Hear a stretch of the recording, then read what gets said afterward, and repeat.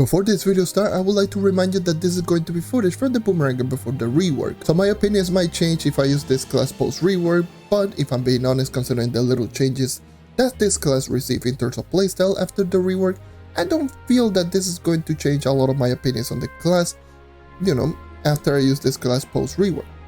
But yeah, if you want more changes in regards to the Boomeranger rework, I made a video and I'll leave that in the description down below. With all that being said, enjoy the 40𝗘𝗃𝗲 project on the Boomeranger.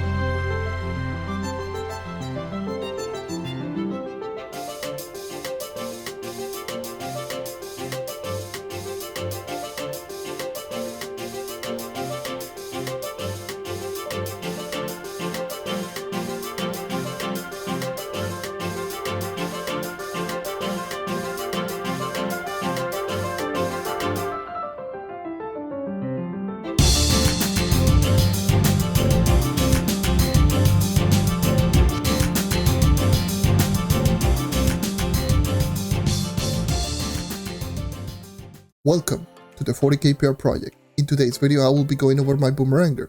My Boomeranger is going to be currently sitting at 40,385 power rank. And here's going to be my stat, and you can pause the video if you want. My hat, weapon, and face are going to be base crystal level 4 equipment with fully pearl, no stars. All of them with movement speed, attack speed on every single piece of gear. Maximum health is going to be on both of my hat and my face, and critical hit is going to be on both of my weapons. Yes, I made sure that the bow and the melee have the same stat in the same order actually, which is kinda crazy. Even though I am already tired of saying this, but the reason I use movement speed is because I use movement speed on every single class, including DPS classes, so get used to hearing this every single time. Same with attack speed. If my class benefits from attack speed, I will use it, so it is something that I will say every single time. If your class benefits from attack speed, always use attack speed. Alright? So get used to hearing that as well. As for my third stat, maximum health on hat and face, the reasoning being is because of more survivability. This class, one of the biggest weakness of this class is going to be the survivability, because most of the abilities take a little while to actually activate, with the exception of the boomerang, but the boomerang has a long cooldown, so you're not going to activate it often. So for the most part, you will be taking a whole lot of damage. So I use maximum health for more survivability. Even though physical damage could be quite helpful because this character also doesn't have the best initial burst, but I don't think this class is as stat dependent as the Bard. So yeah, and critical hit on weapon, because I am not 100% if I'm not using critical hit on weapon, so critical hit is pretty much the only option for me at this point. As for the ring, it will be a crystal level 3 jump ring. Yes, this is the reason I have 70 jump. Anyways, for the hidden effects, it's kinda complicated. The background footage that you're going to see is me using the blast bow. However, the live commentary portion, which was recorded before this post commentary that you're hearing right now, I will not be using blast bow and I will be using melee.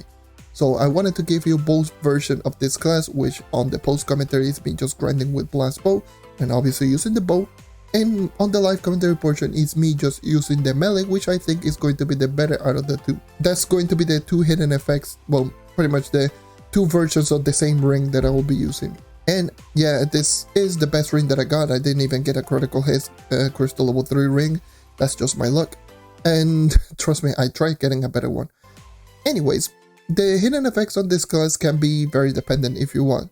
Blast bow, obviously, if you want to use the bow. Cyclone, if you want to use the melee. Overstuff urn, if you are playing this class post-patch and throwing ultimate abilities like crazy. And we'll probably say just use whichever you feel like using at the moment. For me, blast bow, obviously, if I'm using bow. And then for the most part, I will not be using anything else if I'm just using this character, because I don't use this character outside of just messing around with dungeon grinding. Anyways, I'm rambling, so let's go a little bit more rapid fire now. Ally is going to be animated jump because movement speed.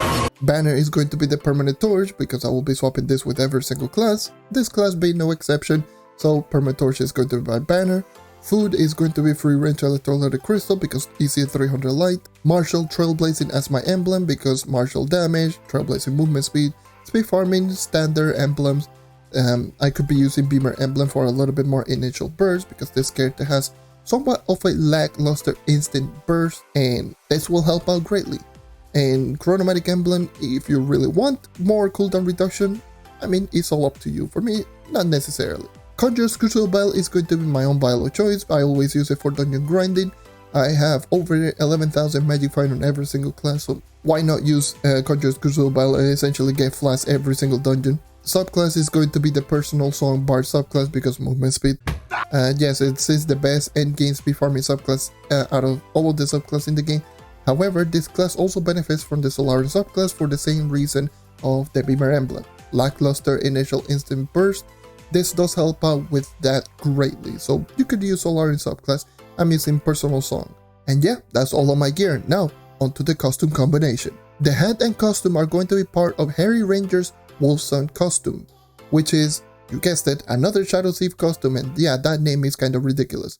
And it is coming from the same pack as the last episode that I did on the bar, which is going to be from the Terrific Treats store pack from the Shadow Thief 2021 pack. The melee style that I will be using on the live commentary portion is going to be the Artistic Adventurer's Pencil from the Artistic Adventurer costume, which is a Boomeranger costume, which is part from the Vibrant Joy store pack, which is a Spring Fling 2022 event pack. And the bow style is going to be the Jurassic Sheriff Handbow from the Jurassic Sheriff Solari costume from the Deserted Dinosaurs pack, which was the event pack from the last event, Cowosaurus and Dino Boys 2022, which I'll leave that in the description down below for you to actually check the whole store pack. And yeah, that's going to be everything regarding my gear and my costume combination. Now, let's move on into my gems. Like always, I will be scrolling over all of my gems, starting with water, air, fire, lastly cosmic, while explaining all of the empowered gem abilities in that specific order. Starting off with the first ability, which is going to be Spirit Surge. I just have this ability because of stat, and a little bit of a fun fact about this gem. This was the gem that I had on the Knight a couple of years ago before swapping into the explosive epaulet that I have right now. That's the reason this gem in particular is going to be fully 100% augmented. But yeah, I just have this for stats mainly. Ability number 2 is going to be Explosive Epilogue. This ability is very good on any class, especially this class, like I just mentioned, lack of instant burst damage, and this will help out greatly. This being one of those classes that just really benefits from something like this, so I will highly recommend you to actually use it. Ability number 3 is going to be Bog Bomb, the class gem.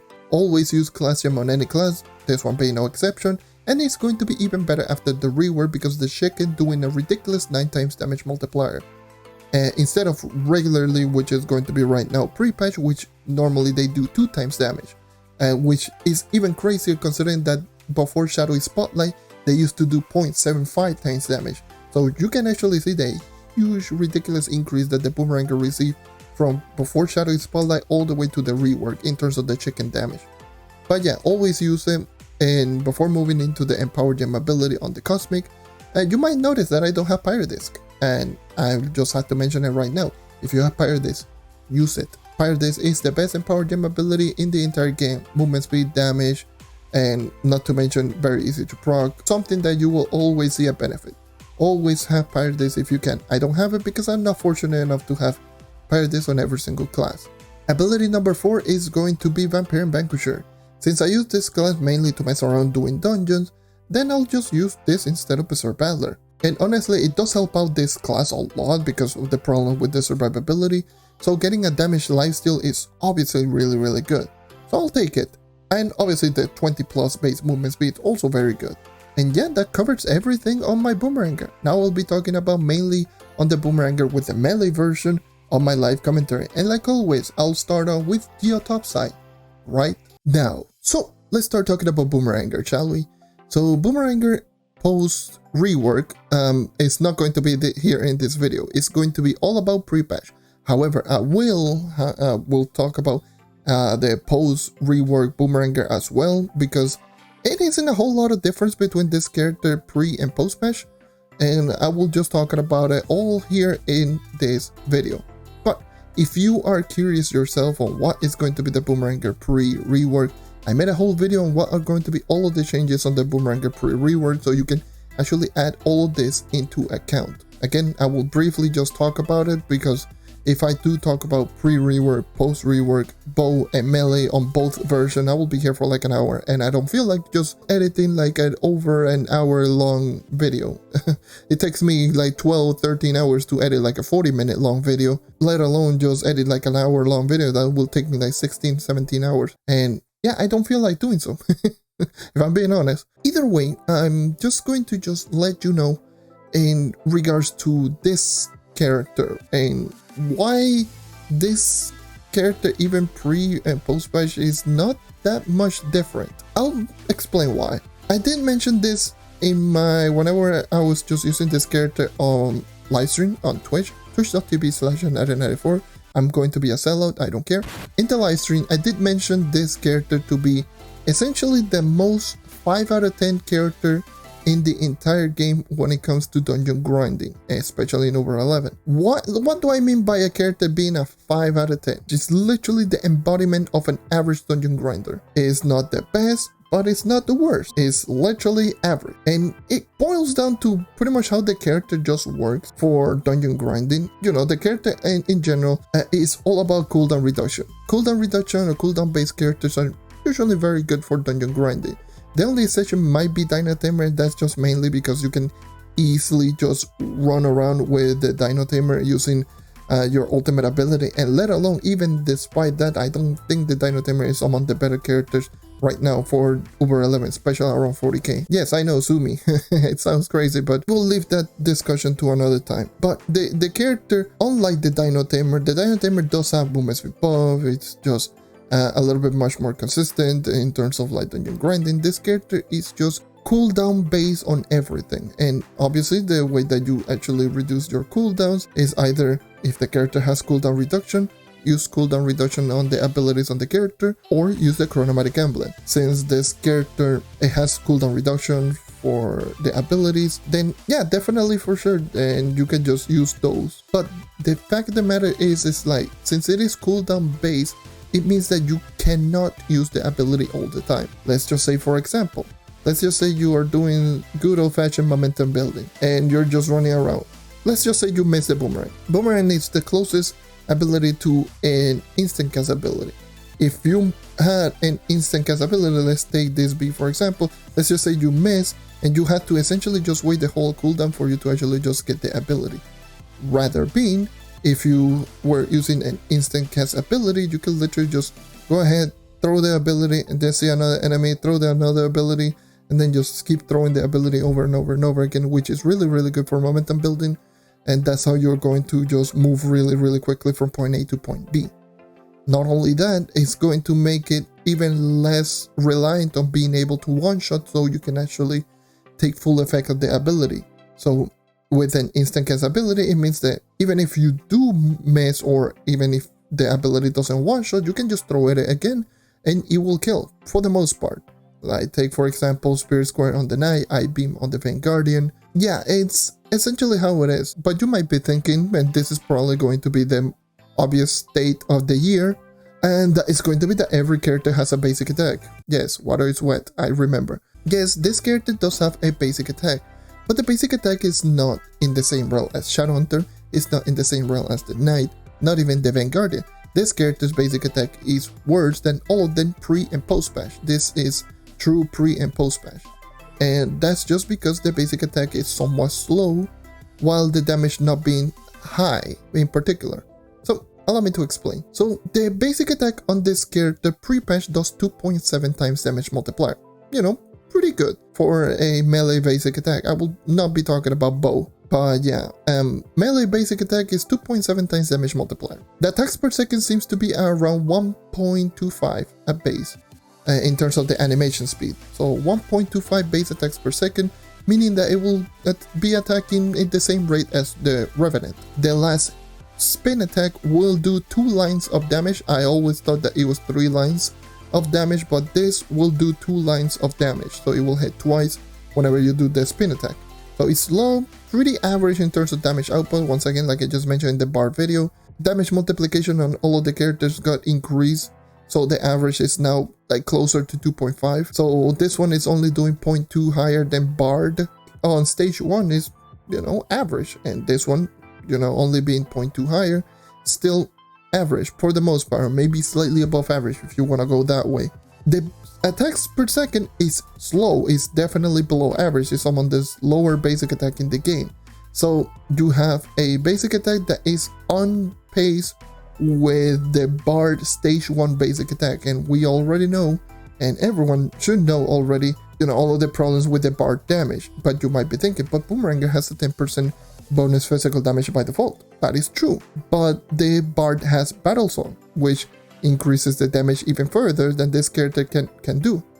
But you might be thinking, but what about the Boomerang that you can actually increase post-patch? That is true, but it boils down to the same problem that the character has with the movement speed buff. It is way too inconsistent. You can easily miss that. The catching on the Boomerang, you essentially have to be on the ground, shooting it on the ground, because if you move a little bit to the side, that Boomerang is going to miss, and that's it. And that includes even more with the slower Boomerang on melee version post rework. So that's another problem that you need to take into account. The character on its own, the basic attack is not great, and even if you include now post-patch where the base damage got decreased from 2.7 to 2 times damage, 2 times damage multiplier is the same damage multiplier as the Shadowhunter's class gem basic attack or Pirate Captain, and this is attacking at around among the lower rates in the game. So 2 times damage post-patch with 1.25 base attacks per second. Not particularly good for a basic attack. Now, if you take into account, yes, you have the tornado that does damage, and the tornado will help out in damage, but the tornado damage is only 2.5. And once again, like I just mentioned, that is exactly the same damage as stage 1 Bard basic attack, and is less damage than the basic attack right now pre-patch. Even though overall in terms of DPS it does more damage, but in the long run is still pretty weak. It doesn't necessarily make it a really good basic attack. It's average for the most part. And the problem is that once you actually start breaking down all of the other ability, that was a terrible throw, but once you start breaking down the other ability, you quickly realize that none of the abilities actually just work well for dungeon. I will break all of them down real quick. So starting off with the Boomerang. So the Boomerang, of course, the Boomerang is going to be a physical object that you can just throw down, and if you do hit an enemy, it is going to stun them.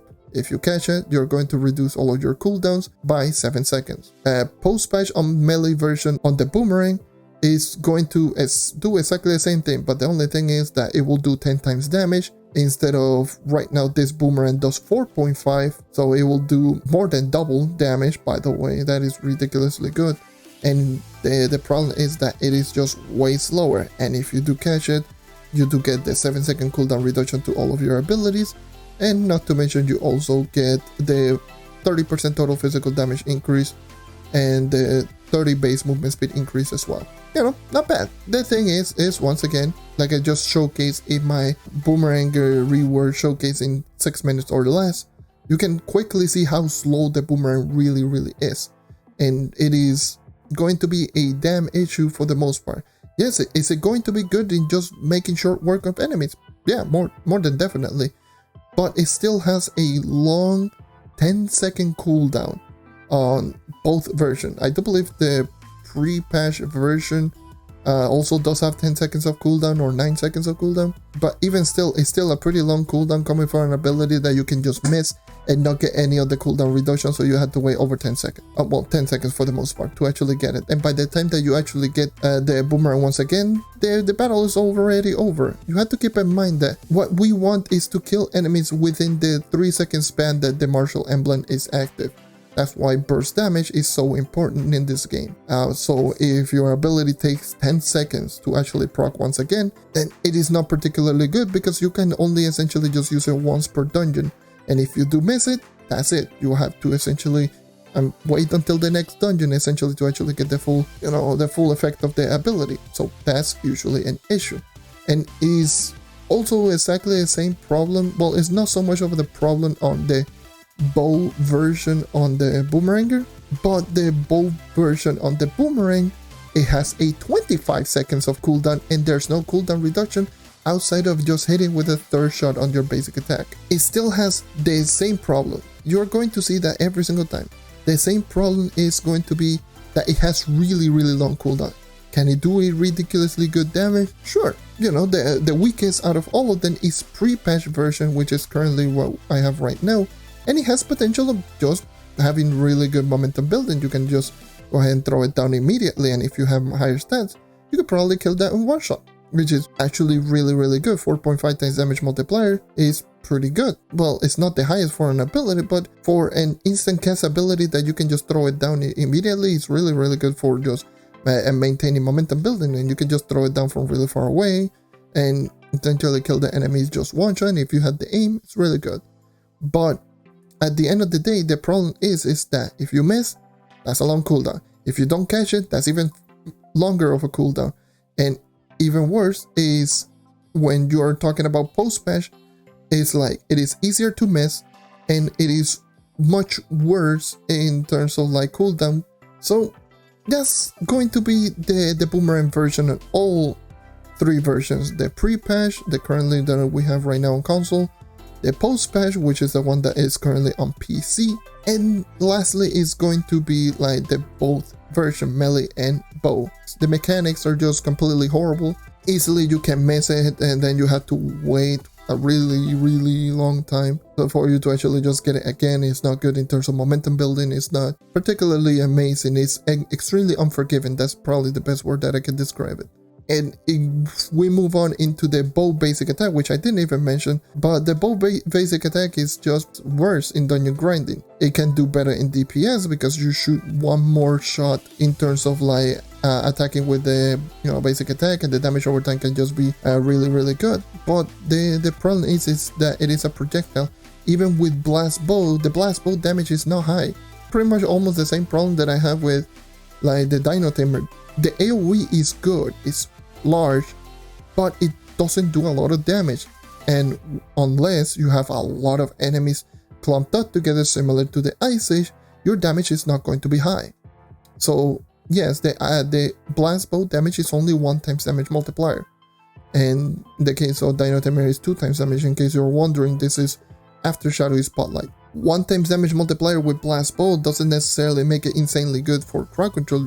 You can, dish out good AoE, but it's not good for crowd control. It's going to take you forever still to kill enemies unless they're clumped up together and you hit all of them with one basic attack. And once again, projectile, it seems to be for the most part single target, so the enemies need to be like really close together. I mean, blast bow is still bonus damage and it's still an insanely good ability for the bow version, but it's not going to make the character just insanely good for dungeon grinding. This is true pre and post patch. Anyways, now let's move on into Big Bomb.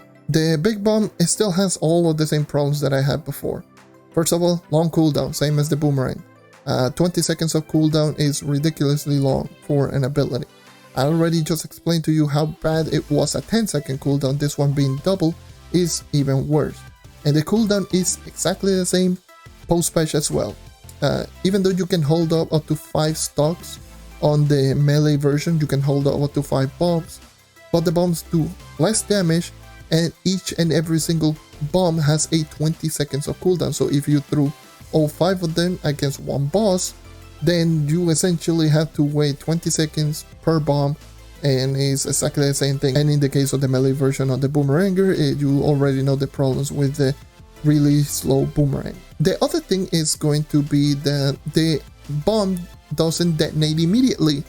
This is a personal gripe that I kept saying, that I don't know why the Boomerang version, the Big Bomb, it takes a little while to detonate. Why is it not the same thing as glitter bomb or regular bombs? Like, these are regular bombs. You can actually just see them, it will detonate immediately. If you throw a big bomb, you can actually just see it takes 1.5 seconds to fully detonate.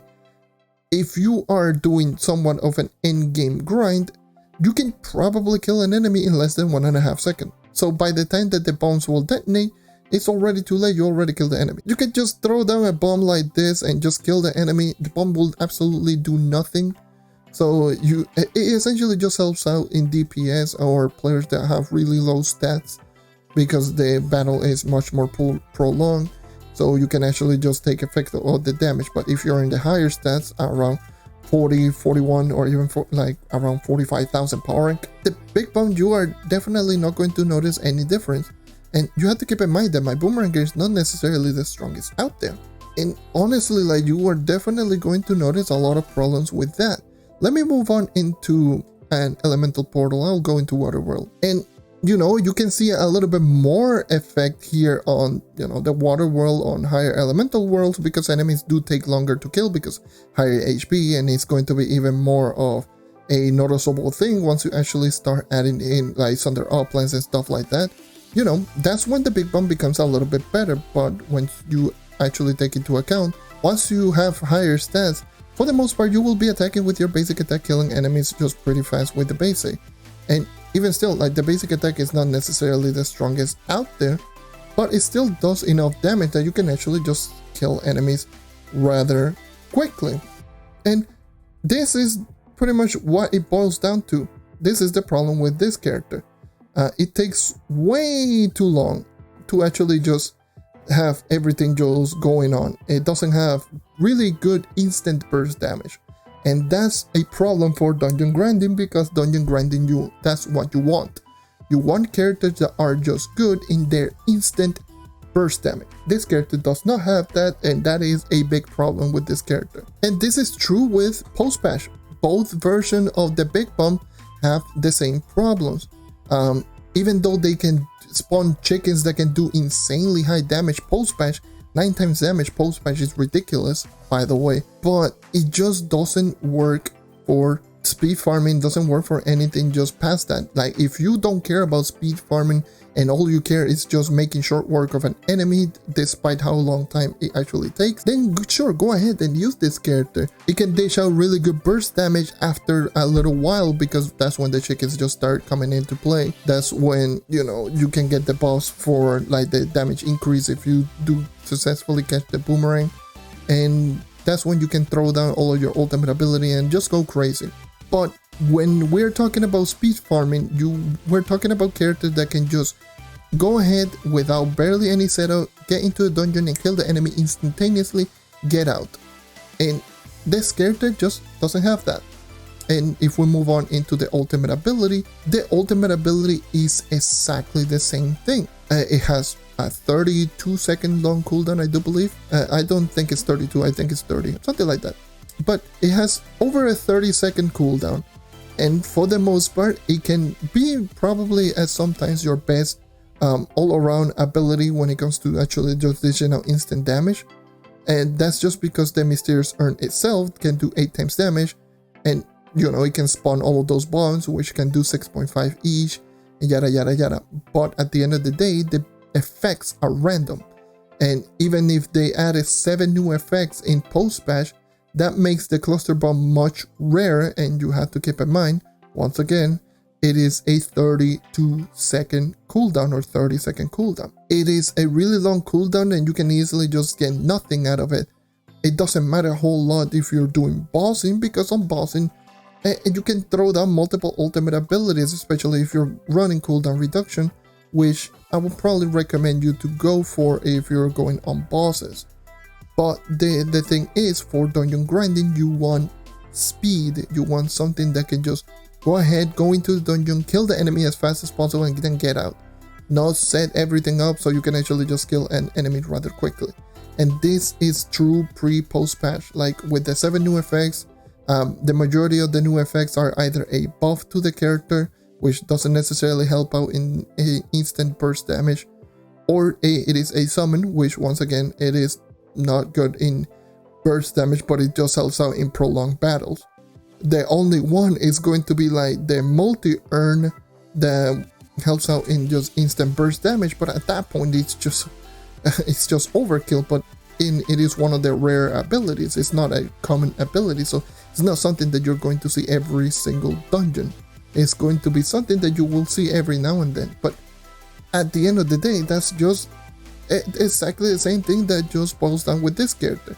Like, everything is just set up for a prolonged battle. Being a cooldown based character, it means that you essentially are meant to be used for bosses, or if you have really low stats and you generally can just use all of your abilities to dish out just some really good constant DPS or stuff like that. Or if you're using the bow with blast bow, then you can just help out in just killing out a bunch of enemies if you have them clumped up together and stuff like delve floor clearing, which blast bow is really good at. You know, stuff like that is just where the character shines. But when it comes to dungeon grinding, especially over 11, this is not it, even despite the movement speed buff that this character received back in the blowout update with the rework. And yeah, this is going to be it. This is by far my shortest recording thus far out of all of the 40k PR videos, but honestly, like, you can quickly see how everything just boils down to. It's not that it is extremely complicated to talk about this character, but for the most part, this character just doesn't work really well for over 11. It's literally the embodiment of a 5 out of 10 character. It's not great, it's not bad, it's not the best, it's not the worst. It can do its damage, but its damage, it will be doing all of them quite slowly, same with the burst damage. It just has notable strengths, notable weaknesses. It's essentially the definition of a solid character that you can just use it if you want to have some fun. Which, let me just tell you, the character still is very powerful. It can still dish out really good damage. But at the end of the day, it's not going to be the top when it comes to dungeon grinding. And that's just the way that it is. And considering that this is mainly for dungeon grinding for the most part, you can quickly see where the problems comes from. Anyways, thank you for watching, thank you for checking out as always. Make sure to leave a like, subscribe for more content like this, and as always, I hope to see you guys next time. Take care and keep on hunting, and probably the next episode, it might be, I'm thinking either the 𝗘𝘃𝗲𝗿𝘆 or the Revenant. One of the two. So let me know in the comment section down below which of the two characters do you think I should do next. Also, another thing for those who are just made it up until this point, I made a second channel. I still haven't posted anything on it, and I'm still thinking of whether or not what I should add in on the second channel. But just stay tuned, because I might just add in stuff on there just for the heck of it, just to have fun with the channel, and just leave this one for mainly trove.